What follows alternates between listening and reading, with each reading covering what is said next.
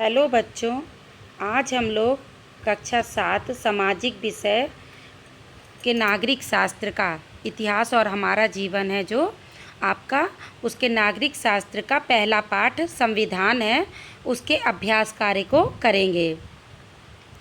कक्षा 7 का नागरिक शास्त्र का पाठ 1 संविधान। लेकिन इन प्रश्नोत्तर को करने से पहले आपको मेरा वो वीडियो देखना पड़ेगा जिसमें मैंने इस चैप्टर को समझाया है। उसका लिंक मैं डिस्क्रिप्शन बॉक्स में आप लोगों को दे देती हूँ, तो उसको देख करके पहले आप चैप्टर को समझ लीजिए, पाठ को समझ लीजिए।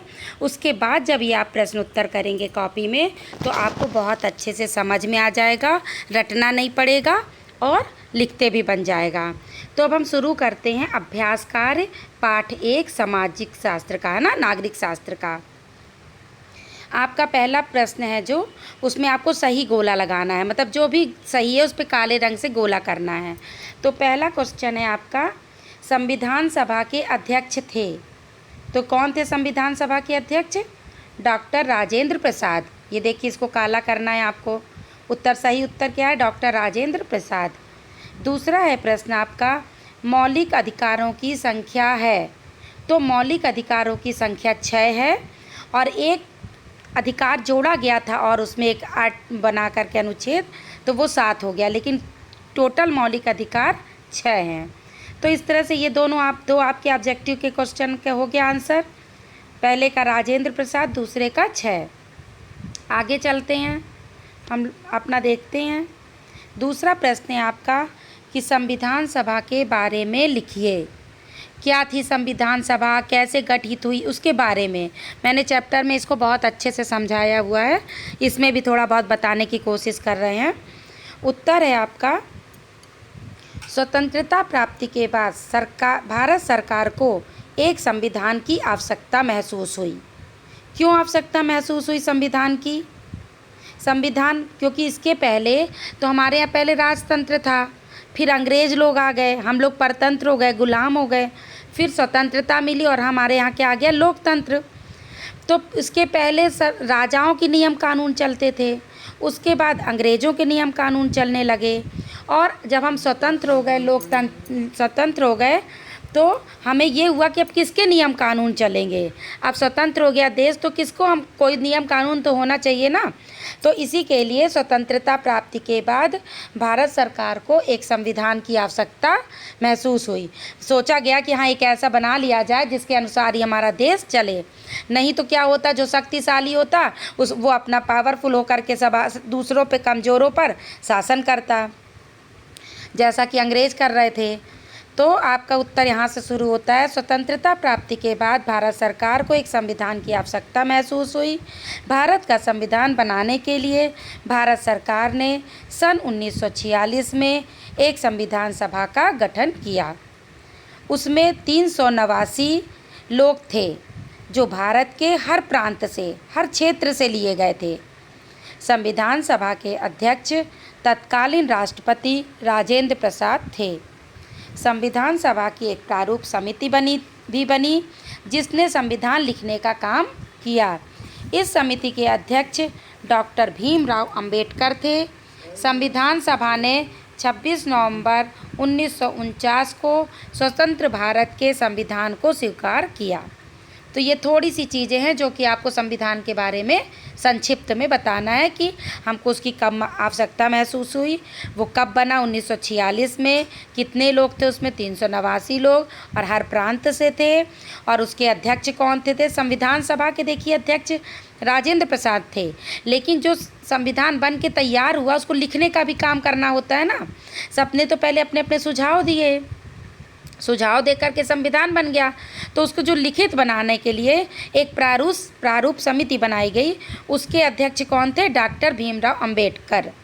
इसमें आप लोग कंफ्यूज नहीं होइएगा। अगर संविधान सभा का अध्यक्ष पूछते हैं तो राजेंद्र प्रसाद, और अगर प्रारूप समिति के अध्यक्ष पूछते हैं तो डॉक्टर भीमराव अंबेडकर थे। और हमारा संविधान कब तैयार हो गया था, स्वीकार कर लिया गया था? 26 नवंबर 1949 को। अगले प्रश्न पे चलते हैं। संविधान की प्रस्तावना में कहा गया है कि भारत एक पंथनिरपेक्ष राज्य है।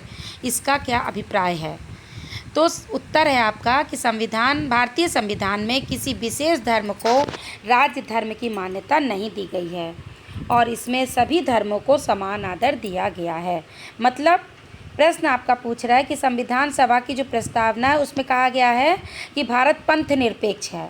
पंथ निरपेक्ष का मतलब, पंथ मतलब होता है रास्ता, निरपेक्ष मतलब किसी के पक्ष में ना होना। एक होता पक्ष पे, हम इसके पक्ष में, हम इसके पक्ष में, निरपक्ष जो किसी के पक्ष में ना हो। तो हमने क्या रास्ता अपनाया, हम किसी भी धर्म के पक्ष में नहीं है, मतलब हम सबको सम्मान करते हैं। तभी तो हमारे भारत देश में हिंदू, मुस्लिम, सिख, ईसाई हर धर्मों की छुट्टी होती है, हर धर्म को मनाया जाता है। तो भारत ने कौन सा राज्य है, भारत हमारा पंथ निरपेक्ष, किसी एक के पक्ष में नहीं है, बल्कि वो सभी धर्मों का सम्मान आदर करता है। यही आपका उत्तर है। अगला प्रश्न है आपका, भारत लोकतंत्रात्मक राज्य होने के साथ गणराज्य भी है, स्पष्ट कीजिए। तो अब प्रश्न पूछ रहा है कि लोकतंत्र तो है, लोकतंत्र के साथ गणराज्य भी है, ये कैसे? देखिए, लोकतंत्र और गणराज्य में अंतर है। हम जब स्वतंत्र हुए तो हम 15 अगस्त को स्वतंत्रता दिवस मनाते हैं, लेकिन जिस दिन हम संविधान को लागू हो गया हमारे यहाँ 26 जनवरी को, तब हम क्या हो गए, गणतांत्रिक, एक नियम के कानून के अंतर हम बंध गए, है ना। तो इसका उत्तर है कि हमारे देश में शासन वंशानुगत न होकर जनता द्वारा स्वतंत्र रूप से चुने गए प्रतिनिधियों द्वारा चलाया जाता है। ये प्रतिनिधि जनता के प्रति उत्तरदायी होते हैं, इसलिए भारत एक लोकतंत्रात्मक के साथ साथ गणराज्य भी है। क्योंकि गणराज्य इसलिए है कि यहाँ का जो राष्ट्रपति है वो जो मेन वो है वो भी चुनाव के द्वारा बनता है ना, वंशानुगत नहीं बनता है। वंशानुगत मतलब जैसे राजा का पुत्र राजा बन जाए, है ना, तो ऐसा नहीं होता, हमारे राष्ट्रपति का भी चुनाव होता है। तो इस तरह लोकतंत्र में प्रधानमंत्री का भी चुनाव होता है। तो इस तरह हमारा भारत देश लोकतंत्रात्मक होने के साथ साथ गणराज्य भी है। अगला प्रश्न है आपका कि नागरिकों के लिए मौलिक अधिकार क्यों ज़रूरी है? क्या कारण है कि हमको मौलिक अधिकार हमें प्राप्त होना बहुत ही हमारे लिए ज़रूरी है? उत्तर है, राष्ट्र द्वारा नागरिकों को प्रदत्त अधिकार मौलिक अधिकार कहलाते हैं। ये अधिकार नागरिकों के व्यक्तित्व को निखारने और इनके संपूर्ण जीवन यापन के लिए इनकी स्वतंत्रता सुनिश्चित करते हैं। अगर हमें ये मौलिक अधिकार ना प्राप्त हो तो हम जीवन ही नहीं जी पाएँ, क्योंकि मौलिक अधिकार क्या हैं आपके? बोलने की स्वतंत्रता, कहीं आने जाने की स्वतंत्रता, अगर ये सब ना मिले तो कैसे जिएंगे आप? समानता का अधिकार, कहीं भी जाने में हमें भेदभाव ना हो जाति, धर्म, लिंग के आधार पर। तो इसलिए मौलिक अधिकार हमारे लिए बहुत ज़रूरी हैं। हमें संपूर्ण जीवन यापन के लिए उनकी स्वतंत्रता सुनिश्चित करना बहुत ज़रूरी है। अगला प्रश्न है आपका, समानता के अधिकार से आप क्या समझते हैं? उदाहरण देकर समझाइए। उत्तर है आपका, संविधान के अनुसार भारतीय नागरिकों के साथ समान रूप से व्यवहार किया जाता है। किसी भी व्यक्ति को उसके जन्म के स्थान के आधार पर, स्त्री या पुरुष होने के आधार पर, किसी विशेष जाति के होने के आधार पर या किसी धर्म के होने के आधार पर सार्वजनिक जगहों जैसे दुकानों, होटलों, सिनेमा घरों में जाने से रोका नहीं जा सकता। इसी प्रकार सरकारी नौकरी में भी सभी को समान अवसर दिए जाते हैं। सेना अथवा विद्या संबंधी उपाधि को छोड़कर अन्य उपाधियों का अंत कर दिया गया है। मतलब पहले क्या था, हमारे समाज में भेदभाव था। जो पिछड़ी जाति के, जो अनुसूचित जाति के लोग थे, उनको मंदिर में प्रवेश नहीं दिया जाता था, शिक्षण संस्थाओं में नहीं, उनके संग भेदभाव किया जाता, कई जगह पर महिलाओं को नहीं जाने दिया जाता था। तो ये सब जब हम स्वतंत्र हुए तो हमारे संविधान में हम लोगों को समानता का अधिकार, मौलिक अधिकार मिला। तो ये समानता का अधिकार क्या था कि हमारे संग किसी भी प्रकार से धर्म, जाति, लिंग के आधार पर भेदभाव नहीं होगा, हमको हर चीज़ में समान अवसर मिलेंगे। अगला प्रश्न है आपका, नीति निर्देशक तत्व राज्य के लिए क्यों जरूरी हैं? तो उत्तर है आपका, नीति निर्देशक तत्व संविधान द्वारा राज्यों को दिए गए वे अधिकार हैं जिनका उपयोग राज्य सरकार नागरिकों के कल्याण हेतु करती है, जैसे शिक्षा सुविधाएं प्रदान करना, बिना किसी भेदभाव के रोजगार की व्यवस्था करना, यातायात सुरक्षा आदि की व्यवस्था करना। मतलब नीति निर्देशक तत्व भी राज्य के लिए ज़रूरी हैं। लेकिन इनमें क्या है, नीति निर्देशक तत्व संविधान द्वारा जो दिए गए हैं वे राज्य सरकार हमारे कल्याण के लिए करती है, हमारे अच्छे भविष्य के लिए करती है। शिक्षाओं की सुविधाएं, स्वास्थ्य की सुविधा है ना, रोजगार, यातायात की सुविधा, ये सब हमको प्रदान करती है। हमारा अगला प्रश्न है, मौलिक अधिकार और नीति निर्देशक तत्वों में कोई एक अंतर बताइए। तो उत्तर है आपका, मौलिक अधिकारों के अतिक्रमण के विरोध में मुकदमा करने का अधिकार है, जबकि नीति निर्देशक सिद्धांतों को मानने के लिए राज्य को बाध्य नहीं किया जा सकता। सबसे बड़ा अंतर है, जो मौलिक अधिकार हैं 6 आपके, अगर वो सरकार नहीं मानती, मतलब समानता का जैसे अधिकार है, अगर कहीं भी आपके संग भेदभाव होता है तो आप उसके विरुद्ध न्यायालय की शरण ले सकते हैं, आप कोर्ट केस कर सकते हैं। लेकिन हाँ, नीति निर्देशक तत्व जैसे कि आपकी शिक्षा की व्यवस्था करना, आपकी यातायात की सुविधा व्यवस्था करना, वो सरकार जितना कर पाएगी करेगी, उसके खिलाफ आप जा नहीं सकते, न्यायालय की शरण नहीं ले सकते। नीति निर्देशक तत्वों में वो सरकार के ऊपर कहा गया है उसको कि आपको अपने राज्य के जो भी मतलब नागरिक हैं उनको आप इन तरह की सुविधाएँ प्रदान करें, लेकिन जितनी हद तक, उसके लिए वो पाबंदी नहीं लगा दी गई कि ये देना है। लेकिन मौलिक अधिकार कंपलसरी कर दिए गए हैं, वो हर व्यक्ति को मिलना है। अगर किसी भी प्रकार का मौलिक अधिकार का हनन करता है तो हम न्यायालय की शरण ले सकते हैं। अगला प्रश्न है आपका, संविधान में प्रदत्त स्वतंत्रता के अधिकार के अंतर्गत नागरिकों को किस प्रकार की स्वतंत्रता दी गई है। तो अब उत्तर है आपका, किस तरह की हमको स्वतंत्रता मिली है। धर्म की स्वतंत्रता, भाई कोई को सरकार नहीं कहती आप हिंदू मानो, मुस्लिम मानो, आप चाहे जो धर्म मानो, वो सबको समान अधिकार देती है। सांस्कृतिक व शिक्षा का अधिकार, आप स्वतंत्र कैसे शिक्षा लेना चाहते हैं, है ना, किस संस्कृति को अपनाना चाहते हैं। तीसरा, समानता का अधिकार, आपके संग किसी भी प्रकार का भेदभाव नहीं होता है। तो ये हमारे स्वतंत्रता के अधिकार थे। अगला प्रश्न है आपका, संविधान में दिए गए किन्हीं 2 मौलिक कर्तव्यों को लिखिए। उत्तर है, संविधान में दिए गए 2 मौलिक कर्तव्य निम्नलिखित हैं। पहला, प्रत्येक भारतीय का यह कर्तव्य है कि वह संविधान का पालन करे, उसके आदर्शों, संस्थाओं, राष्ट्रध्वज, राष्ट्रगान का सम्मान करे। दूसरा है, प्रत्येक भारतीय का कर्तव्य है कि वह भारत की संप्रभुता, एकता और अखंडता की रक्षा करे और उसे अक्षुण्ण बनाए रखे। मतलब जब हमको कहीं पर अधिकार मिलता है, जब हमको मौलिक अधिकार मिले हैं, तो हमारे उसके संग अधिकार के संग कर्तव्य बहुत जुड़ा हुआ है। कैसे, आप घर में अगर आपको रहने का अधिकार है, खाने पीने का अधिकार है, तो आपको कुछ घर के काम भी करने पड़ते हैं, हर व्यवस्था भी करने, मतलब कुछ कर्तव्य भी है आपका माता पिता भाई बहन के प्रति। इसी तरह देश जब हमको अधिकार दे रहा है तो हमारा कुछ अपने देश के प्रति कर्तव्य भी है।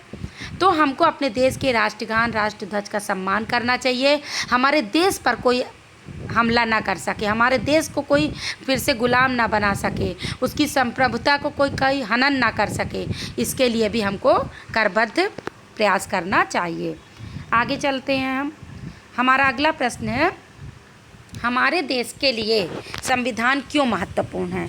अगर संविधान ना होता, सोचिए तो क्या होता, ये सोचा क्या ज़रूरत थी संविधान की। उत्तर है, जिस देश में लोकतांत्रिक सरकार होती है वहाँ एक संविधान होता है। भारत भी एक लोकतांत्रिक देश है, अतः इसका भी अपना एक संविधान है। संविधान में देश के कामकाज के बारे में बहुत सारी बातें लिखी होती हैं। देश के प्रत्येक नागरिक को संविधान के अनुसार ही काम करना पड़ता है, अतः हमारे देश के लिए संविधान महत्वपूर्ण है। अगर कहीं नियम कानून नहीं लिखे होते तो हर लोग अपनी मनमानी करते। एक जगह लिखित है, हर के उसमें अधिकार और कर्तव्य लिखे हैं, हमको उस संविधान का हम उल्लंघन नहीं कर सकते, चाहे जो कोई हो, नेता मंत्री नागरिक, सबको उसके अंदर ही काम करना है। तो इस तरह संविधान हमारे लिए बहुत ज़रूरी है। अगला है, रिक्त स्थानों की पूर्ति कीजिए। तो पहला है आपका, संविधान सभा के प्रारूप समिति के अध्यक्ष। हमने आपको बताया था ना कि प्रारूप समिति के अध्यक्ष कौन है, डॉक्टर भीमराव अंबेडकर। यहाँ पर आपको लिखना है डॉक्टर भीमराव अंबेडकर, हल्का हल्का आपको दिख भी रहा होगा। दूसरा है, संविधान के द्वारा भारतीय नागरिकों को मौलिक कर्तव्य दिए गए हैं। कितने मौलिक कर्तव्य दिए गए हैं, 11 मौलिक कर्तव्य यहाँ पे आपको लिखना है। गा नंबर है आपका मौलिक अधिकारों के हनन पर भारतीय नागरिक किसकी शरण में जा सकता है? न्यायालय की। यहाँ पर क्या लिखना है आपको? न्यायालय की शरण में जा सकता है। तो इस तरह से ये आपके रिक्त स्थान हो गए, है ना, रिक्त स्थान। अब आगे चलते हैं। अगला प्रश्न है आपका, अधिकार और कर्तव्य परस्पर जुड़े हैं, उदाहरण देकर समझाइए। अधिकार, अभी हमने आपको बताया कि जब हमको कहीं से अधिकार अगर मिलता है तो हमारे संग उसके प्रति कुछ कर्तव्य जुड़ जाता है अपने आप ही। तो कैसे? क्या आप क्या अधिकार चाहते हैं? शोषण के विरुद्ध अधिकार, समानता का अधिकार, धार्मिक स्वतंत्रता का अधिकार। तो आपको कर्तव्य क्या है? आदर्शों का पालन करना, संविधान, राष्ट्रीय ध्वज, राष्ट्रगान का सम्मान करना, सार्वजनिक संपत्ति की रक्षा करना, ये सब आपके क्या हो गए? कर्तव्य होगा। और ये आपके अधिकार जब हम लेते हैं तो हमको कुछ उसके प्रति कर्तव्यों का भी पालन करना पड़ता है। इस तरह से आपका ये चैप्टर समाप्त होता है। आप मेरे चैनल को सब्सक्राइब कर लीजिए। जैसे मुझे समय मिलता जाता है मैं सबके क्वेश्चन आंसर कर दूंगी और भी विषय कभी करने का प्रयास करेंगे। धन्यवाद।